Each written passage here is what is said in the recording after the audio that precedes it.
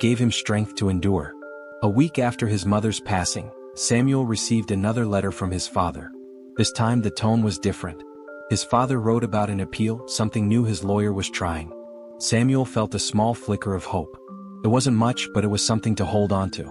In the evenings he read the letter over and over. "One day you will come home," his father had written. "Don't lose hope." Samuel decided to focus on what he could control. He signed up for classes in prison, learning new skills and reading as many books as he could. He joined a small football group that played in the yard on weekends. Though the field was small, it reminded him of his love for the game. Playing football again felt like rediscovering a lost part of himself. Even the guards watched, impressed by his speed and precision. Some inmates cheered when he scored goals, while others asked him to teach them. Samuel felt lighter.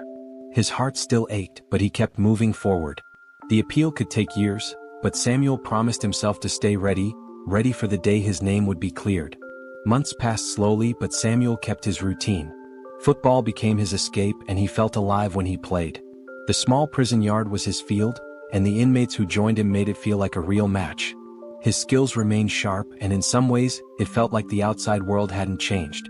One afternoon, as Samuel was training, the prison gate opened. His heart skipped a beat. A new letter had arrived. This one was from his lawyer, a woman named Jane who had been working on his case. Samuel's hands trembled as he opened the envelope.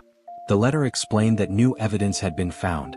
A small but significant detail had been discovered that could prove his innocence. The letter spoke of a witness who had been in the hospital the day Thomas was hurt. It wasn't much, but it was enough to spark something inside him. His lawyer promised to work quickly to gather more information. Samuel couldn't stop thinking about what this meant. There was a chance, a real chance he might finally be free. He held on to the letter all night, reading it over and over.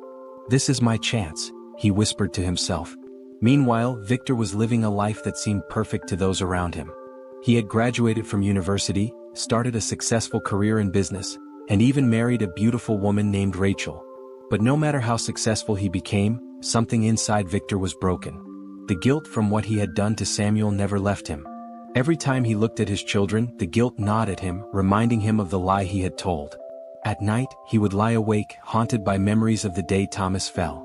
He remembered the anger in his chest, how he had lost control. He could still see Thomas's face, confused and hurt as he fell. And he could never forget Samuel's face when he was falsely accused. Victor tried to push the feelings away. He convinced himself that what was done. "I've moved on," he told himself, but deep inside he knew he hadn't. He started to drink more, trying to numb the feelings of guilt. He was ashamed but too proud to face the truth. Victor knew that one day he would have to confront what he had done. But he wasn't ready yet. One morning, Samuel was called into the warden's office again. This time, his heart raced with anticipation. He had been waiting for this moment for so long. The warden handed him a small envelope with the letter from his lawyer. "You've got an appeal hearing," the warden said. "Your case is moving forward." Samuel's hands shook as he opened the envelope. It confirmed the news. The new evidence had led to a court date. It wasn't a guarantee of freedom, but it was the first step toward the truth. His father wrote him a letter too, telling him to stay strong. "This is it, Samuel. The truth will come out." For the first time in years, Samuel felt something he hadn't in a long while: hope. He spent every night preparing for the hearing, mentally reliving the day he had been arrested, trying to remember every detail. He spoke with his lawyer through letters and visits, determined to make sure nothing was missed. The day of the hearing arrived, and Samuel's nerves were at an all-time high. He had been in prison for almost 30 years, and now the chance to clear his name was within reach. The courtroom was intimidating. Samuel was brought in from the prison in handcuffs, the cold steel biting into his wrists. He felt exposed, standing before a room full of strangers who would decide his fate. The judge was stern, and the lawyers were already in their positions. But Samuel's heart pounded as he saw a familiar face: his father. His father had been there through every step of the legal battle. Though his health had declined, he remained by Samuel's side, never giving up hope. Samuel managed a small smile when he saw him, but his father's tired eyes only deepened the worry in his heart. The courtroom was silent as Samuel's lawyer, Jane, began presenting the new evidence. She spoke confidently, outlining the witness who had come forward. The witness had seen Victor push Thomas, not Samuel. Victor's lawyer tried to deny the new testimony, but Jane's argument was strong. She had brought the witness's statement and even a recording that backed up the new claims. Samuel sat still, his mind racing. Could this be the moment? Could he finally walk out of this courtroom a free man? Hours passed before the judge finally spoke. The tension in the courtroom was unbearable. Samuel's heart hammered in his chest.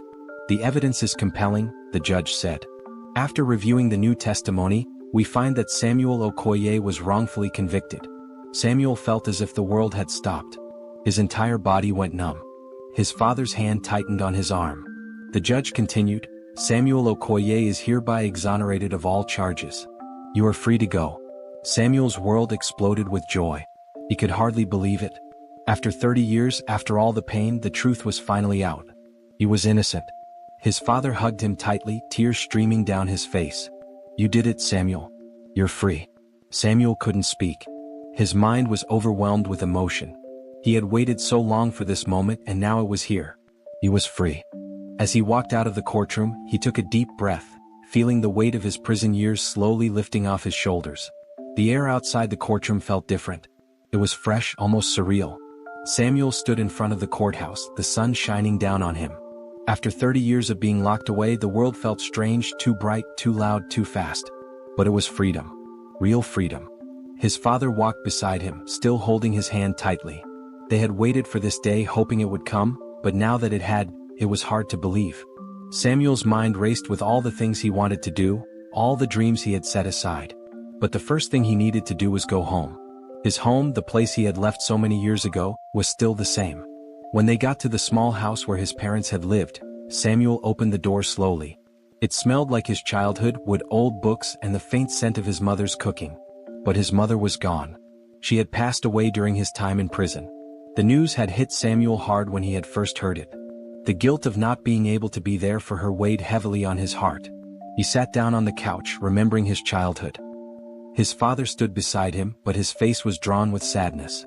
We've lost so much, Samuel, he said quietly. But you're here now, and that's what matters. Samuel nodded, tears in his eyes. For the first time in a long while, he allowed himself to feel the weight of everything he had lost. But he also felt something else, a deep, undeniable strength that he had gained during his years in prison. He was free now, and he would rebuild his life. Even though Samuel was free, he couldn't escape his past. His name had been cleared, but the scars remained. He had spent so many years in prison for something he hadn't done, and he couldn't just forget about it.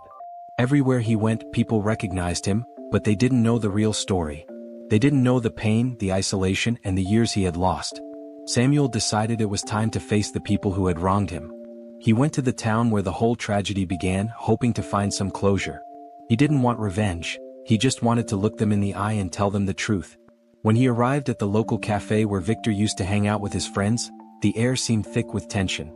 He had been there once before, a long time ago, a different version of himself. Now, he was walking in with the knowledge that he had been innocent all along. Samuel took a deep breath and walked over to him. Victor's face froze when he saw Samuel. He didn't speak, but his eyes betrayed him, guilt, regret, and fear. I came here to say one thing, Samuel said, his voice steady. You lied. You took my life away, and I spent 30 years in prison because of you. Victor didn't answer. He couldn't. He just sat there, unable to face the consequences of his actions.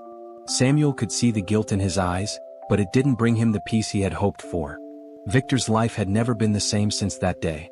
He had done everything he could to bury the past, to move on, but the guilt was always there, lurking beneath the surface. Now, standing face to face with Samuel, it was impossible to ignore. Victor had made mistakes, big ones, and he couldn't run away from them. His life had seemed perfect on the outside, but on the inside he was falling apart. His marriage was strained, his career wasn't fulfilling, and every night the guilt kept him awake. For years, he had justified his actions, telling himself that he did what he had to do to protect himself.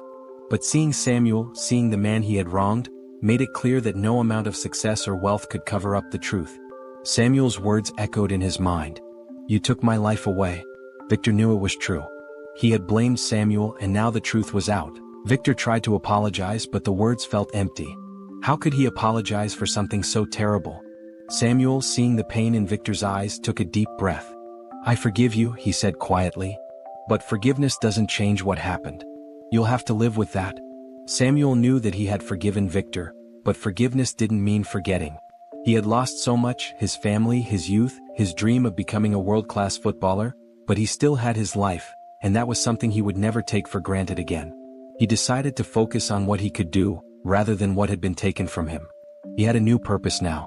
Samuel wanted to help others who had been wronged, to make sure that no one else had to go through what he had. He started working with a charity that helped wrongfully convicted people get their lives back. The work wasn't easy, and it reminded Samuel of the pain he had endured, but it also gave him a sense of meaning. Every time he helped someone, it felt like he was healing a small part of himself. As the years passed, Samuel's life slowly but surely started to rebuild. The football dream was gone, but it wasn't the end. He had found new ways to make a difference. Samuel became a mentor for young athletes, especially those who had faced struggles like his own. He taught them not just about football, but about resilience and never giving up, no matter the odds. One day, a young boy named Alex came to him. Alex was talented, but his family was poor, and he didn't have the resources to play at the level he needed to succeed. Samuel saw so much of himself in the boy, the same hunger for success, the same love for the game. Samuel took Alex under his wing, helping him train and find opportunities. It was in moments like these that Samuel felt fulfilled. His dreams of football might have been crushed, but now he was helping others chase their dreams, and that was enough. As he looked back on his journey, Samuel realized that sometimes, life's greatest victories aren't about what you achieve for yourself, but what you help others achieve. And for Samuel, that was the true meaning of success. Thank you so much for watching this story. If you enjoyed it and want to see more contents like this, don't forget to hit the like button and subscribe to my channel. Your support means the world to me and helps me create even more amazing stories to share with you.